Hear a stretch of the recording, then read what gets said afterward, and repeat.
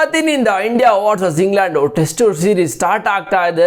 After ತುಂಬಾ ದಿನಗಳಾದ್ಮೇಲೆ ನಾನು cricket ಬಗ್ಗೆ ವಿಡಿಯೋ ಮಾಡ್ತಾ ಇದ್ದೀನಿ. RCB ಕಪ್ ಗೆದ್ಮೇಲೆ ಮುಗ್ದೋಯ್ತು, ಅಲ್ಲಿಂದ ಮಾಡೇ ಇರಲಿಲ್ಲ ಬಿಕಾಸ್ PKL ಬಗ್ಗೆ ಮಾಡ್ತಾ ಇದೆ.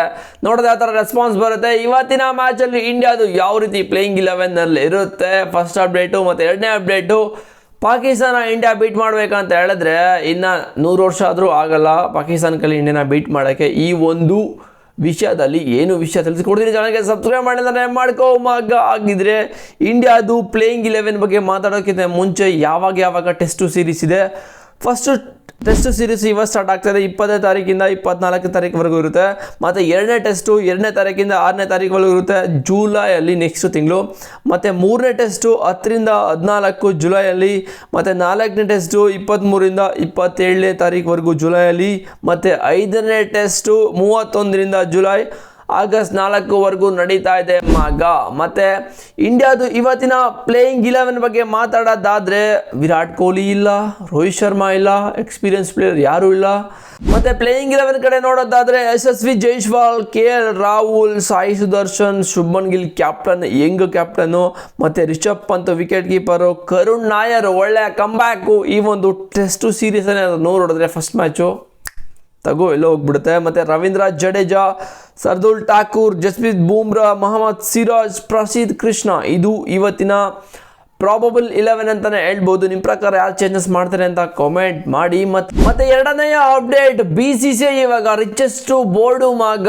ಯಾರು ಬೀಟ್ ಮಾಡೋಕ್ಕಾಗಲ್ಲ BCCIನ. ಎಲ್ಲಾರ್ದು ಟೋಟಲ್ ಅಮೌಂಟ್ ಹಾಕಿದ್ರು ಕೂಡ ಇಂಡಿಯಾದು ಆ ಒಂದು ಅಮೌಂಟ್ ಕೂಡ ಆಗಲ್ಲ. ಇಂಡಿಯಾ ಇವಾಗ ಫಸ್ಟ್ ಇದ್ದಾರೆ. ಇಂಡಿಯಾದವ್ರದ್ದು 18,760 ಕೋಟಿ.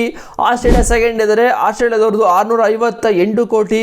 ಮತ್ತು ಇಂಗ್ಲೆಂಡ್ ಅವರು ಥರ್ಡ್ ಪೊಸಿಷನ್ ಇದ್ದಾರೆ, 492 ಕೋಟಿ. ಇದು ರೀಸೆಂಟ್ ಆಗಿ ಬಂದಿರೋ ಅಪ್ಡೇಟು.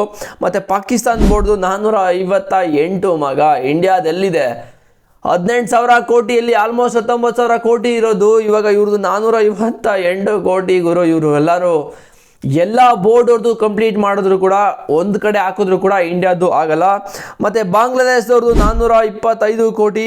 ಮತ್ತು ಸೌತ್ ಆಫ್ರಿಕಾ ಅವ್ರದ್ದು 392 ಕೋಟಿ ಕಪ್ ಕೂಡ ಗೆದ್ರು.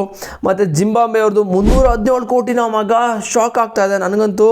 ಮತ್ತು ಶ್ರೀಲಂಕಾದವ್ರದ್ದು ಕಡಿಮೆ ಇದೆಯಾ ಹೆಂಗೂರು, ಇದು 166 ಕೋಟಿ ಇದೆ. ಮತ್ತು ವೆಸ್ಟ್ ಇಂಡೀಸ್ ಅವ್ರದ್ದು 125 ಕೋಟಿ. ಓ ಮೈ ಗಾಡ್. ಮತ್ತು ನ್ಯೂಜಿಲೆಂಡ್ ಅವ್ರದ್ದು 75 ಕೋಟಿ. ಏನು ಅರ್ಥನೇ ಆಗ್ತಿಲ್ಲ. ಇಲ್ಲಿ ಜಿಂಬಾಬ್ವೆ ಅವ್ರದ್ದೇ ಜಾಸ್ತಿ ಇದೆ ಅಂತ ಹೇಳಿದ್ರೆ, ಇಲ್ಲೇನೋ ಜಿಂಬಾಬ್ವೆ ಅವ್ರು ಸಕ್ಕತ್ತಾಗೆ ಮಾಡ್ತಾ ಇದ್ದಾರೆ. ಬಟ್ ನ್ಯೂಜಿಲ್ಯಾಂಡಲ್ಲಿ ಇಷ್ಟೇನಾ ಕಡಿಮೆ ಇರೋದು, 75 ಕೋಟಿ ಅಷ್ಟೇನಾ. ಓ ಮೈ ಗಾಡ್, ಏನೋ ಆಗ್ತಿದೆ ಅಂತ ಅನ್ಬೋದು.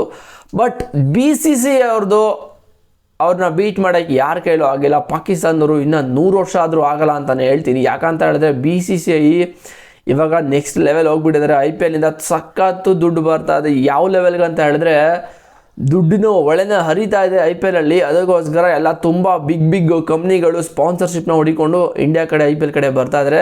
ಮತ್ತು ಇವತ್ತಿನಿಂದ ಟೆಸ್ಟ್ ಸೀರೀಸ್ ಸ್ಟಾರ್ಟ್ ಆಗ್ತಾ ಇದೆ. ನೋಡ್ಕೊ ಬನ್ನಿ. ಇವತ್ತು ಯಾರ್ಯಾರು ಪರ್ಫಾರ್ಮ್ ಮಾಡ್ತಾರೆ ಅಂತ ಕಾಮೆಂಟ್ ಮಾಡಿ. ಚಾನಲ್ಗೆ ಸಬ್ಸ್ಕ್ರೈಬ್ ಮಾಡಿದ್ರೆ ಮಾಡ್ಕೊಳ್ಳಿ. ಮತ್ತು ಇನ್ನೂ ಒಂದು ಅಪ್ಡೇಟ್ ಮಗ, ಡಿಸ್ಕ್ರಿಪ್ಷನಲ್ಲಿ ಟೆಲಿಗ್ರಾಮ್ ಲಿಂಕ್ ಇದೆ, ಹೋಗಿ ಜಾಯ್ನ್ ಆದರೆ ನಿಮಗೆ ಲೈವ್ ಅಪ್ಡೇಟ್ ಅಲ್ಲಿ ಸಿಗ್ತಾ ಇರುತ್ತೆ. ಇಷ್ಟು 2 ಅಪ್ಡೇಟು ನಿಮಗೆ ಅನಿಸ್ತು ಕಾಮೆಂಟ್ ಮಾಡಿ. ಚಾನಲ್ಗೆ ಸಬ್ಸ್ಕ್ರೈಬ್ ಆಗಿಲ್ಲ ಅಂದರೆ ಹಾಕೊಳ್ಳಿ. ನೆಕ್ಸ್ಟ್ ವೀಡಿಯೋದಲ್ಲಿ ಸಿಗ್ತೀನಿ.